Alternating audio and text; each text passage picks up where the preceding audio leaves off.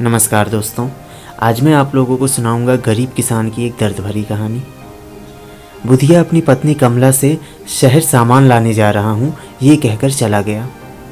कमला इंतज़ार कर रही थी कि अब बुधिया शहर से बीज, कीटनाशक और खाद लेकर आएगा और ये भी सोच रही थी कि इस बार बारिश आए और फसल अच्छी होगी, जिससे अच्छे दिन लौट आएंगे। 2 साल से अकाल के कारण सारी फसल बर्बाद हो गई और ज़मींदार का कर्ज भी बढ़ता ही जा रहा है। इस बार अच्छी फसल होगी तो ससुराल से गुड़िया को भी बुलाऊंगी। बहुत दिन हो गए हैं बेटी से मिले हुए भी। उसके 2 बच्चे हो गए पर घर की हालत के कारण कभी नाती नातिन को अपने घर बुला भी नहीं पाई, और अगर बुलाती तो घर में इतना राशन भी तो नहीं है, खिलाऊंगी क्या। ये सब बातें बार बार कमला के मन में घूम रही थी। तभी अचानक से पड़ोस में रहने वाले श्याम ने आवाज़ लगाई, अरे ओ काकी, जल्दी बाहर आओ, देखो काका को क्या हो गया है। कमला दौड़ी हुई बाहर आती है और देखते ही हैरान हो जाती है और चिल्ला चिल्ला कर कहती है, नहीं गुड़िया के बापू, आप मुझे छोड़कर नहीं जा सकते हैं। गांव की महिलाएं आकर कमला को संभालती हैं। दरअसल बुधिया ने कीटनाशक पीकर आत्महत्या कर ली थी। कमला तो अब भी सदमे में थी, उसको तो विश्वास ही नहीं हो रहा था।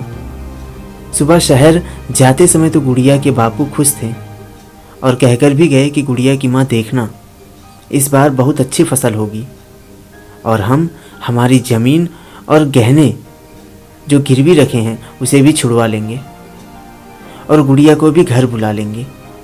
इस बार हमारी बच्ची को ये नहीं सुनना पड़ेगा कि तुम्हारे माँ बापू ने अपने बोझ को हम पर डाल दिया, तभी तो शादी के बाद से आज तक कभी हमें बुलाए नहीं।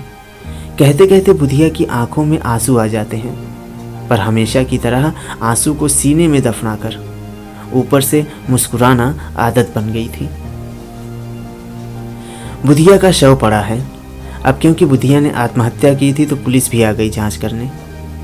तभी शव को पोस्टमार्टम के लिए ले जाया जा रहा था तो गुड़िया का रोते रोते घर में प्रवेश हुआ और वो पुलिस से कहती है, मैं नहीं करने दूंगी अपने बापू के शरीर की चीरफाड़। उनका चीरफाड़ तो उनके जीते जी ही हो गया था। भले ही बारिश नहीं हुई पर 2 साल से लगातार उनकी आंखें नहीं सूखी होंगी। घर की छत से पानी टपकता है और कई रात खड़े खड़े निकाल लेंगे, पर फिर भी बारिश के लिए ही प्रार्थना करते थे। अपनी बेटी को शादी के बाद उसे आज तक देख नहीं पाए, उनके दिल के तो पहले से ही टुकड़े हो गए हैं और कितनी चीरफाड़ बाकी है साहब। ये दर्द सुन पुलिस वाला भी भावुक हो गया और पोस्टमार्टम के लिए मना कर दिया और बुधिया का आत्महत्या करने के पीछे का कारण की जांच का आश्वासन भी दिया।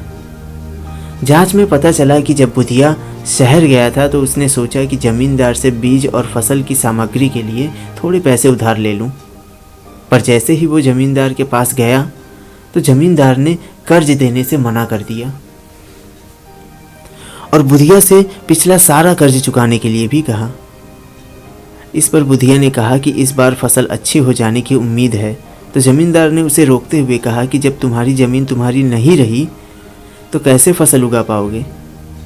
ये सुनकर बुधिया को धक्का लगता है, क्योंकि ज़मींदार ने धोखे से मात्र 15,000 रुपये के कर्ज के बदले बुधिया से उसकी ज़मीन को अपने नाम करवा लिया था और कहा कि अगर ज़मीन वापस चाहिए तो 15,000 रुपये का 3 साल का उसके मुताबिक ब्याज 3 लाख रुपए दे जाना, तुम्हें तुम्हारी ज़मीन वापस मिल जाएगी।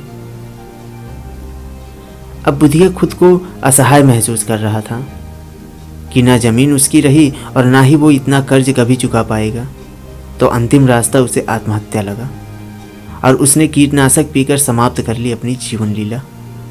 इस बार बारिश भी खूब अच्छी हुई है, फसलें हरी भरी हैं। शायद बारिश को भी बुधिया की मौत का इंतज़ार था। उम्मीद करता हूँ दोस्तों ये कहानी सुनकर आप भावुक हो गए होंगे। और भी मनपसंद कहानियाँ सुनने के लिए हमारे इस चैनल को सब्सक्राइब करें। मिलेंगे फिर एक और नई कहानी के साथ, तब तक के लिए धन्यवाद।